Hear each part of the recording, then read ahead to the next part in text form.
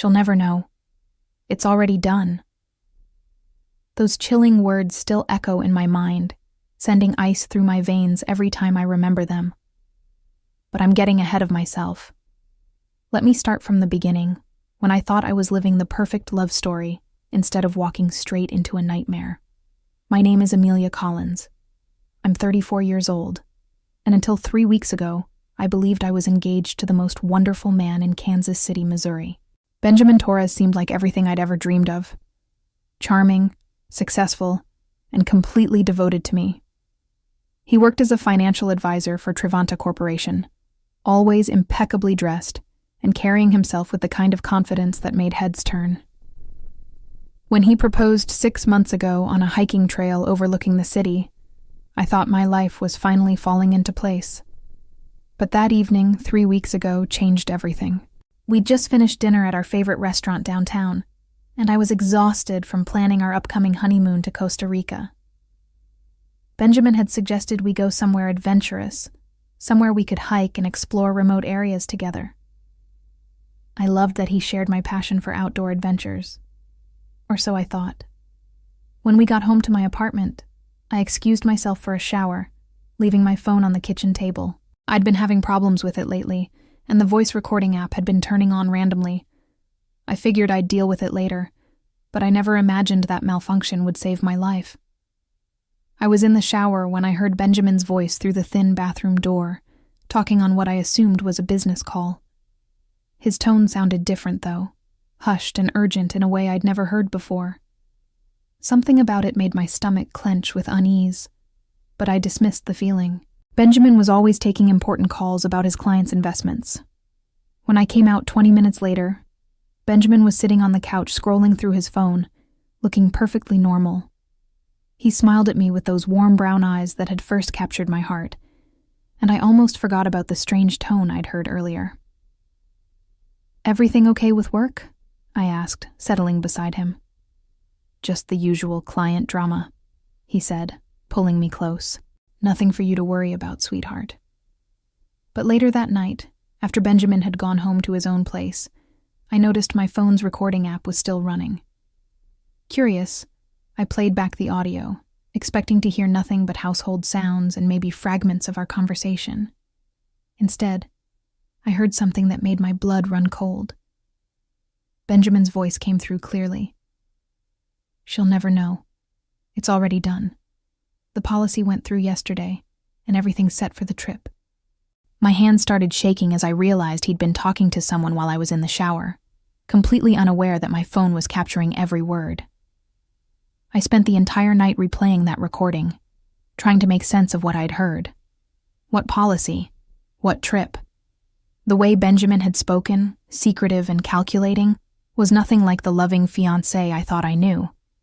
I'd met Benjamin 18 months ago at a coffee shop near my office where I work as a marketing coordinator for Zentren Global.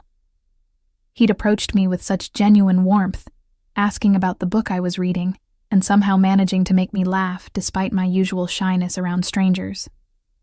Our relationship had developed beautifully, or so I believed. Benjamin was attentive and romantic, always planning thoughtful dates and remembering small details about my preferences. He'd seemed genuinely interested in my love for hiking and rock climbing, something I'd been passionate about since college. In fact, he'd encouraged me to take up even more adventurous activities, suggesting we try mountain climbing and exploring remote wilderness areas together. Looking back now, I realize how carefully he'd cultivated my trust. He'd met my parents, charmed my friends, and integrated himself into my life so seamlessly that everyone adored him. My mother constantly gushed about how lucky I was to find such a devoted partner. My best friend Jennifer had even said she envied how protective and caring Benjamin seemed. But as I sat there in my dark living room, replaying those chilling words over and over, pieces began forming a horrifying picture. 3 months ago, Benjamin had suggested we increase our life insurance coverage before the wedding. He'd explained it was standard practice for engaged couples, especially since we both led active lifestyles with some inherent risks. The conversation had seemed so practical and mature at the time. I remembered how he'd insisted on handling all the paperwork himself, saying he understood insurance policies better than I did because of his financial background. I'd signed whatever documents he'd brought me, trusting him completely. After all, why wouldn't I trust the man I was planning to marry? Now, those innocent-seeming conversations took on a sinister meaning. The way he'd pushed for higher coverage amounts, his insistence on naming each other as primary beneficiaries, his suggestion that we should both have policies worth at least $500,000. It all seemed calculated rather than caring. I thought about our planned honeymoon to Costa Rica, specifically to Manuel Antonio, an area known for its challenging hiking trails and remote locations. Benjamin had been adamant about choosing somewhere off the beaten path, somewhere we could have real adventures away from tourist crowds. He'd researched the most isolated trails, the ones with steep cliffs and dangerous terrain. My stomach churned as I realized I might be planning my own murder disguised as a romantic getaway. The recording continued with fragments I hadn't noticed the first time. The location is perfect. No witnesses for miles. Make it look completely natural. Benjamin's voice grew fainter, but the implications were clear enough to make me physically sick. I needed help, and I needed it fast. The next morning, I called in sick to work and spent hours researching private investigators in Kansas City. I knew I couldn't go to the police with just a fragmentary recording and my suspicions. I needed concrete evidence. After reading dozens of reviews and testimonials, I settled on Detective Patricia Hughes, a former police officer who specialized in insurance fraud and domestic cases. Detective Hughes agreed to meet me that afternoon at a small cafe across town from my office.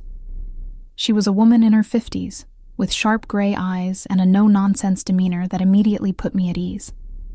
I played the recording for her, watching her expression grow increasingly serious as she listened. "This is definitely suspicious," she said when the audio ended. "But we'll need much more than this to build a case. Tell me everything you know about Benjamin's background, his finances, his previous relationships." As I talked, I realized how little I actually knew about Benjamin's past. He'd told me he'd been engaged once before, to a woman named Catherine Walsh who had died in a hiking accident 2 years ago. At the time, I'd felt terrible for his loss, and admired how he'd managed to open his heart to love again despite such tragedy. Now, that story took on a much darker significance. "I need you to give me access to any documents you've signed," Detective Hughes said. "Insurance policies, beneficiary forms, anything related to your finances or assets. I also want to run a full background check on Benjamin Torres, including his previous relationships and any insurance claims he might have filed." "How long will this take?" I asked, my voice barely steady. "Give me a week for the initial investigation. In the meantime, act completely normal. Don't let him know you suspect anything. Can you do that?" I nodded, though the thought of pretending everything was fine while living with a potential murderer made me feel sick. Detective Hughes handed me a small recording device, no bigger than a thumb drive. "Keep this with you at all times. If he says anything else suspicious, we need it documented. And Amelia," she looked me directly in the eyes, "be very careful. If your suspicions are correct, you're in immediate danger. Don't go anywhere isolated with him. Don't eat or drink anything he's prepared, and make sure people always know where you are." That evening, Benjamin came over for dinner as usual, bringing takeout from my favorite Thai restaurant.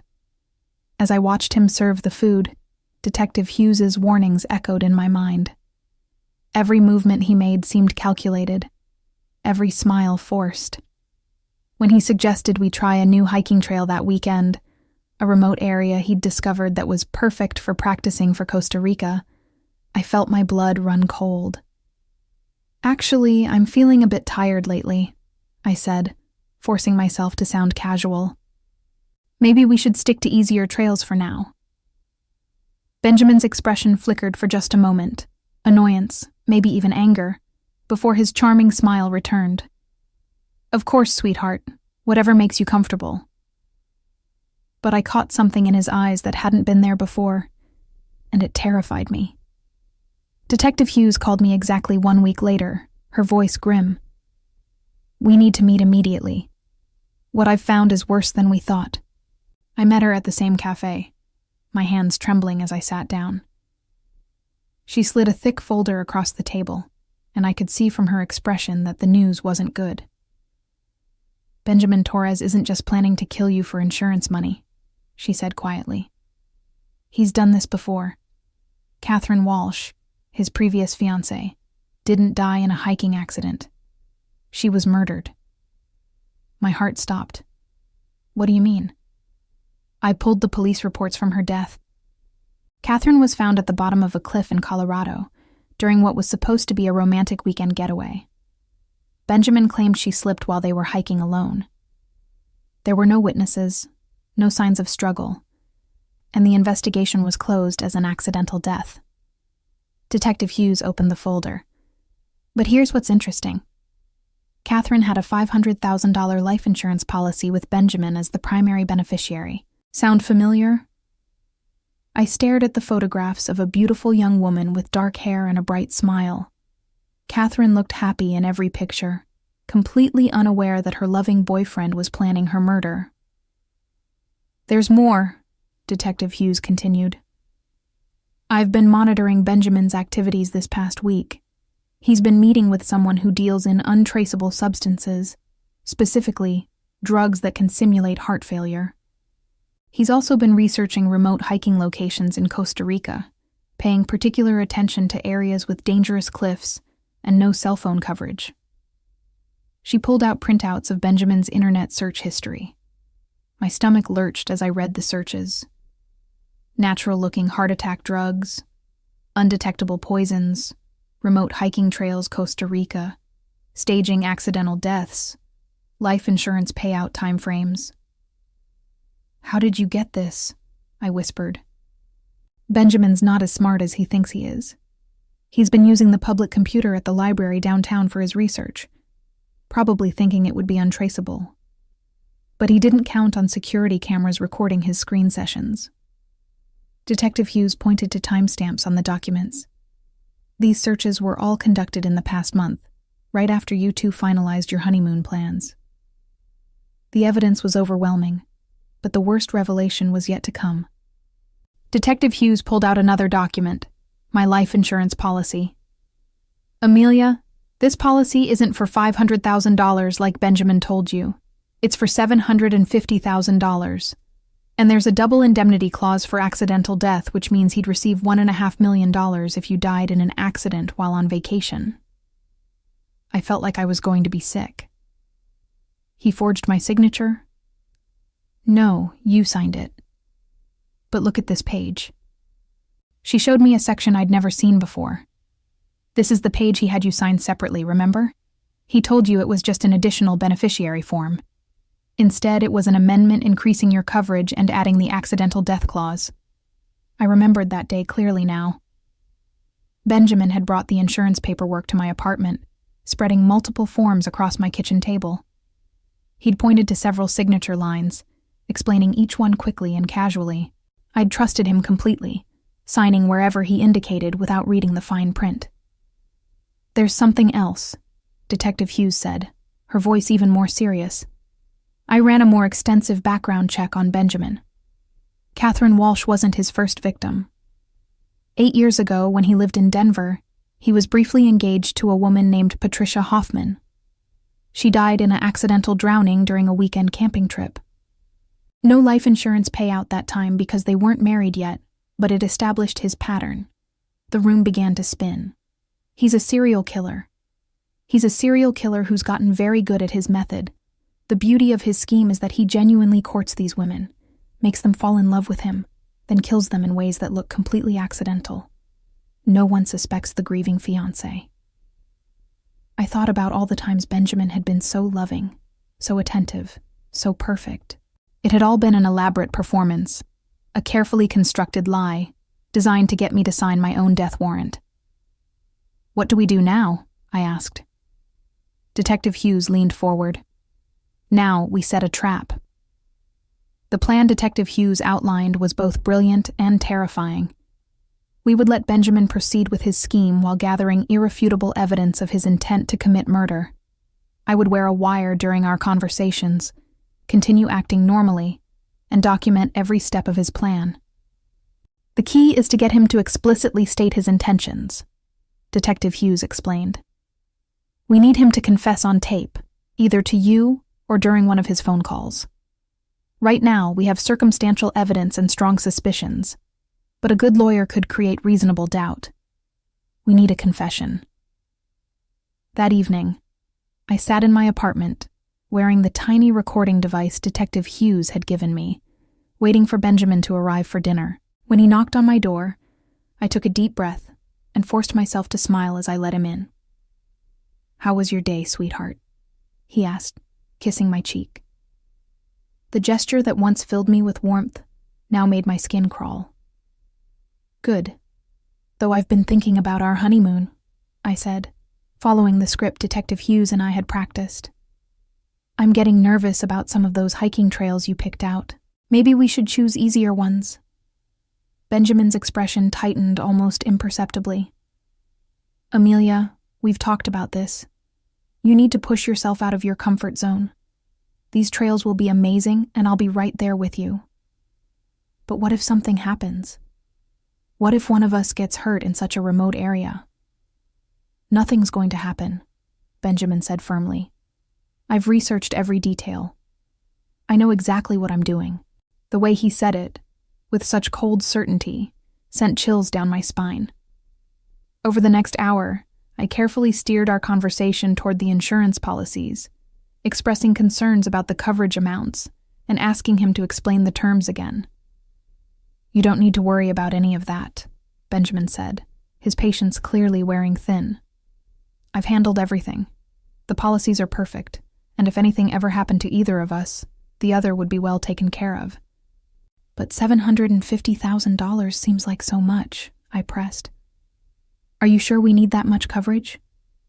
Benjamin went very still. "What did you say?" My heart hammered against my ribs. I'd made a mistake.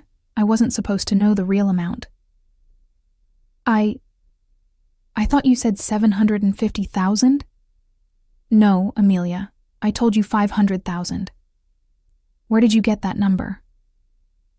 "Think fast," I told myself. I must have misremembered. The insurance agent mentioned different amounts when he called last week, and I got confused. Benjamin relaxed slightly, but I could see him studying my face carefully. "What insurance agent? No one should be calling you directly." "It was just a routine follow-up call," I said, trying to sound casual.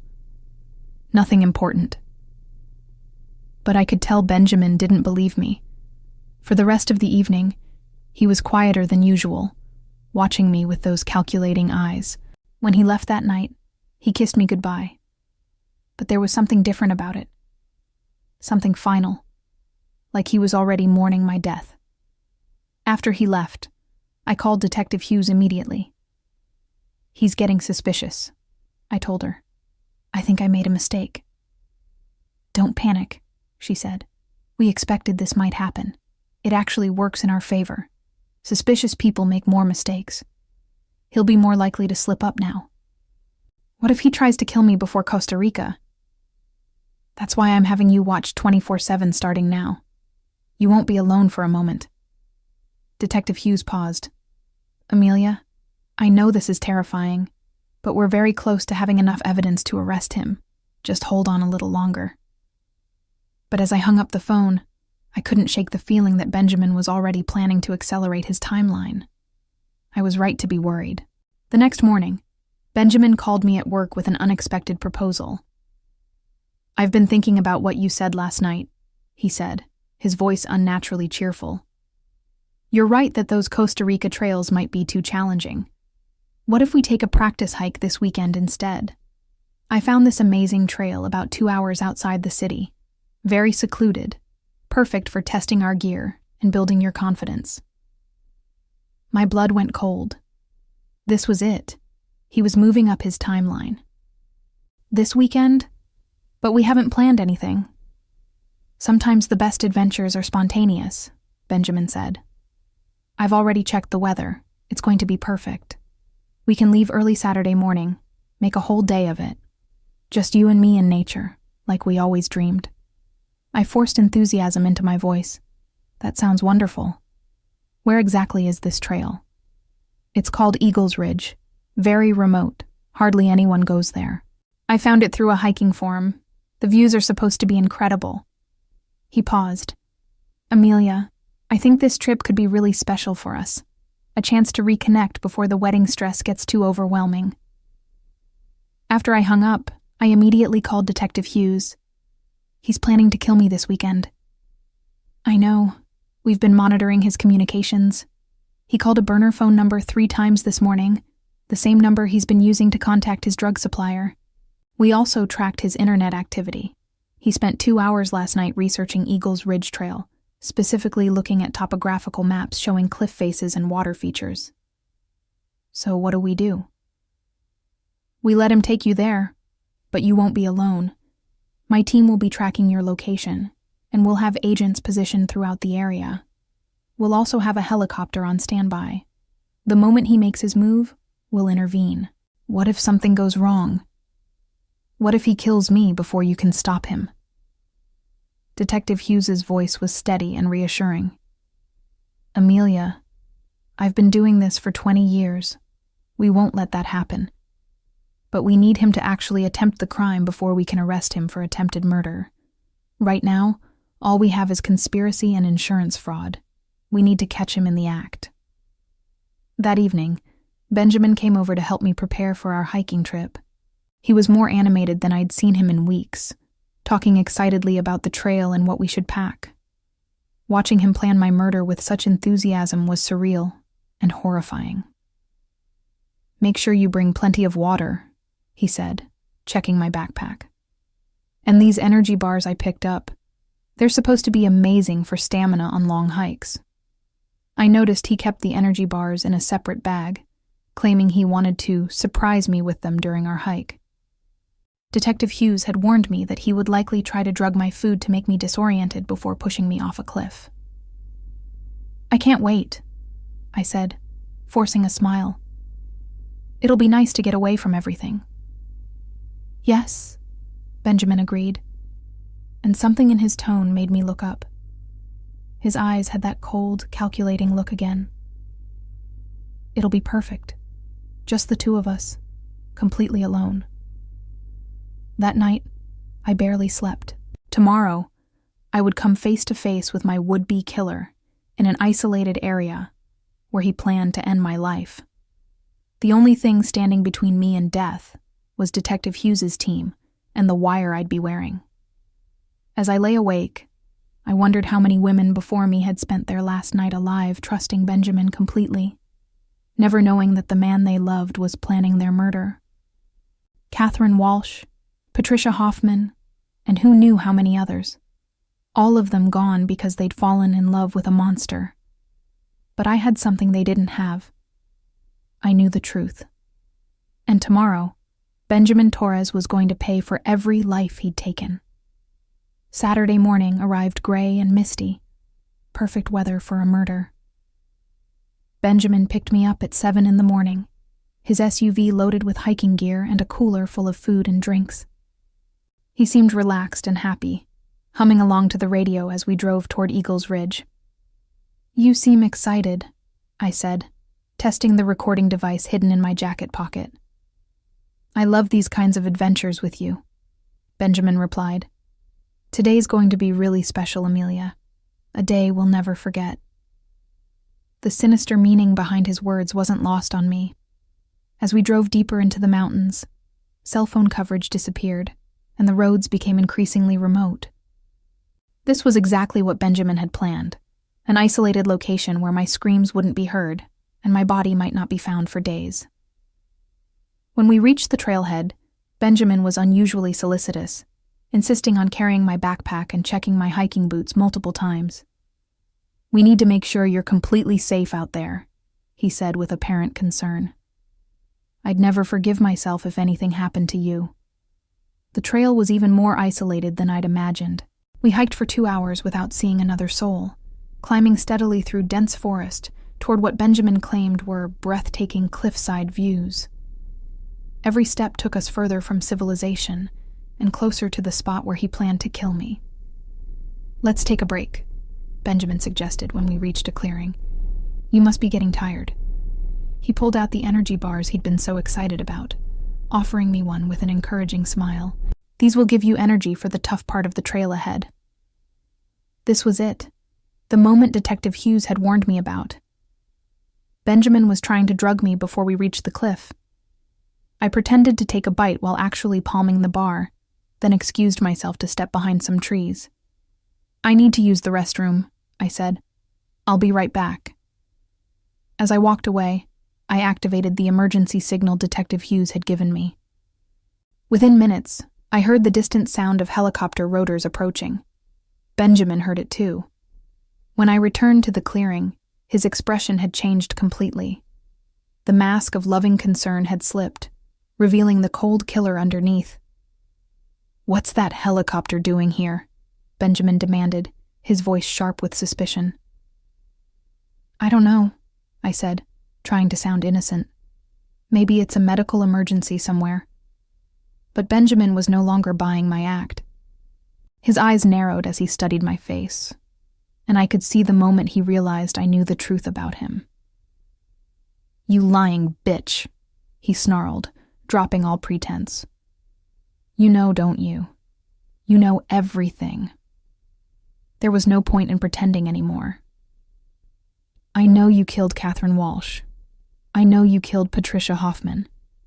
And I know you brought me here to kill me for the life insurance money." Benjamin's face twisted with rage and something else, fear, as he realized his carefully constructed plan was falling apart. "How long have you known?" "Long enough to record everything," I said, pulling out the small recording device. "Every conversation, every plan, every sick detail of how you've been murdering women for years." The helicopter sound was getting closer, and I could hear vehicles approaching on the access road below. Benjamin spun around wildly, understanding that he was trapped. "You have no idea what you've done," he said, his voice turning desperate. "No one will believe you. I'm a respected financial advisor. You're just a crazy woman making accusations." "Actually, the police already believe me," I said. "They've been building a case against you for weeks. The drug purchases, the internet searches, the insurance fraud. It's all documented." Benjamin's face went white as armed law enforcement officers emerged from the tree line, guns drawn. Detective Hughes appeared behind them, speaking into her radio. "Benjamin Torres, you're under arrest for conspiracy to commit murder, insurance fraud, and the murders of Catherine Walsh and Patricia Hoffman," she announced. As they handcuffed him, Benjamin looked at me with pure hatred. "This isn't over, Amelia." "Yes, it is," I replied. "It's finally over." Benjamin Torres faced first-degree murder charges for his systematic plan to kill me for insurance money, while investigators reopened the cases of Catherine Walsh and Patricia Hoffman, leading to additional murder charges and a life sentence without the possibility of parole.